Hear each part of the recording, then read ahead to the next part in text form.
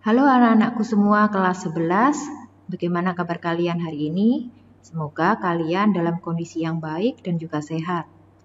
Pada hari ini kalian akan belajar materi mengenai karakteristik daratan dan perairan Indonesia. Kalau kalian memperhatikan peta Indonesia, maka kalian akan melihat daratan dan juga perairan Indonesia yang begitu luas. Tuhan sudah menciptakan banyak potensi yang sungguh luar biasa terkandung di daratan dan perairan Indonesia. Maka sebagai rakyat Indonesia, kita wajib bersyukur atas anugerah ini dan kita harus mengelola dan juga menjaganya dengan baik. Kita akan mempelajari lebih lanjut mengenai karakteristik daratan dan perairan di Indonesia. Yang pertama, kita akan belajar mengenai wilayah daratan. Di sini terbagi menjadi beberapa bagian. Yang pertama adalah dataran tinggi, daerah pegunungan, dataran rendah, dan juga wilayah pantai. Dataran tinggi merupakan dataran yang terletak pada ketinggian di atas 500 meter dari permukaan laut. Cirinya, udaranya sejuk, area pertaniannya dibuat berteras, cadangan airnya juga cukup. Contohnya, dataran tinggi Dieng, dataran tinggi Gayo. Aktivitas yang bisa dikembangkan di daerah ini antara lain pertanian lahan kering, bisa buah-buahan, sayur-sayuran, itu bisa tumbuh baik di daerah dataran tinggi. Berikutnya bisa juga untuk pariwisata. Karena keindahan alamnya, udara yang sejuk, maka dataran tinggi sangat cocok untuk tempat wisata di saat liburan. Berikutnya adalah daerah pegunungan. Daerah pegunungan merupakan rangkaian beberapa gunung yang memiliki topografi yang terjal atau curam. Ciri-cirinya adalah cadangan airnya itu tersedia sedikit, topografinya juga bergelombang. Contohnya Pegunungan Bukit Barisan, Pegunungan Tengger.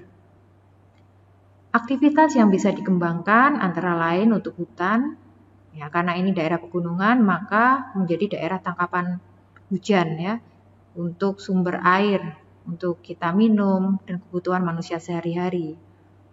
Kemudian cocok juga untuk perkebunan, ada perkebunan teh, kopi, kina, dan sangat cocok juga untuk daerah pariwisata karena udaranya selain yang sejuk juga keindahan alam pegunungan.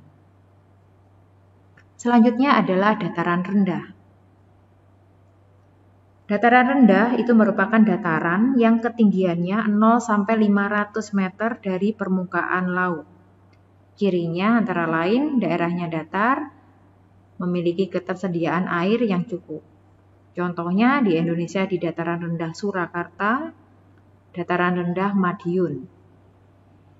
Aktivitas yang bisa dikembangkan di daerah dataran rendah antara lain pertanian, perikanan, dan juga peternakan. Industri dan jasa juga bisa berkembang dengan baik di daerah dataran rendah. Karena selain mudah untuk membangunnya, juga karena akses ke daerah dataran rendah itu jauh lebih mudah dibandingkan di dataran tinggi. Selanjutnya adalah pantai. Pantai merupakan bagian daratan yang berbatasan langsung dengan laut. Contohnya Pantai Parangtritis, Pantai Pandawa, dan masih banyak lagi pantai-pantai lain di Indonesia. Aktivitas yang bisa dikembangkan adalah wisata, perikanan, dan juga sarang burung walet karena memiliki nilai ekonomis yang tinggi. Berikutnya adalah perairan. Untuk wilayah perairan dibagi menjadi dua, yaitu perairan darat dan juga perairan laut. Perairan darat ada sungai, air tanah, rawa, dan juga danau. Untuk perairan laut ada samudra dan juga laut. Kita akan membahasnya satu persatu. Yang pertama sungai.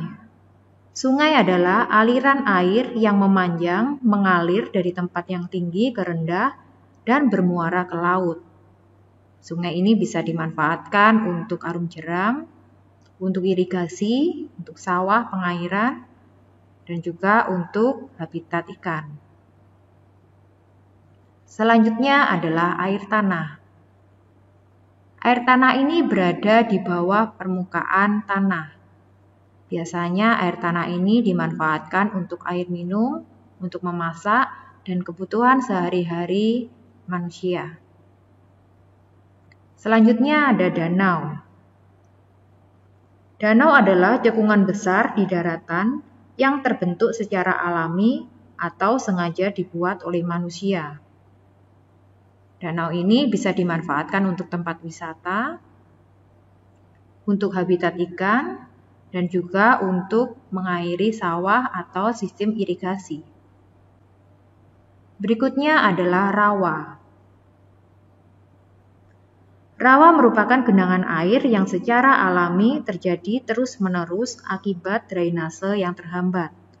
Rawa ini bisa dimanfaatkan untuk tempat wisata, dan juga saat ini bisa dikembangkan juga untuk pertanian.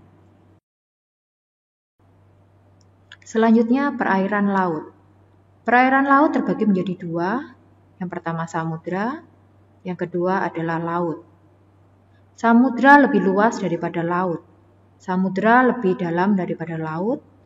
Samudra biasanya menghubungkan antar benua, sedangkan laut biasanya menghubungkan antara dua daratan atau lebih, pulau maupun negara. Dua samudra yang mempengaruhi Indonesia adalah Samudra Pasifik dan juga Samudra Hindia. Karena melalui dua samudra inilah biasanya negara asing masuk ke wilayah Indonesia. Indonesia juga memiliki laut yang sangat banyak, di mana laut-laut di Indonesia ini memiliki keanekaragaman hayati yang luar biasa. Jadi kita sebagai generasi muda, marilah kita menjaga lautan kita sehingga bisa bermanfaat bagi generasi saat ini maupun generasi berikutnya. Sampai di sini pelajaran kita mengenai karakteristik daratan dan juga karakteristik perairan Indonesia. Kalau kalian sudah mengerti, kalian bisa memahami, mari kita simpulkan bersama-sama.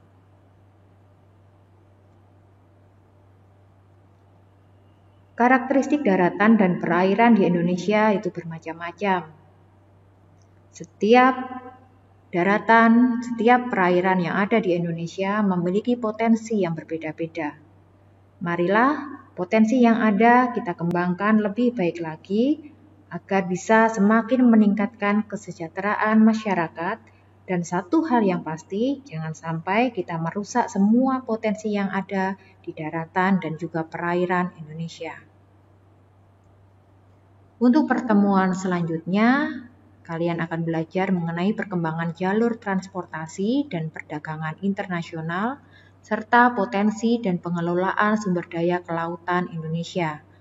Nah, kalian bisa baca-baca dulu dari handout geografi kelas 11 ataupun dari sumber belajar yang lain, sehingga pada pertemuan mendatang kalian lebih cepat dan mudah untuk memahami materinya. Oke, sampai di sini pelajaran kita untuk hari ini. Sampai jumpa. Tuhan memberkati.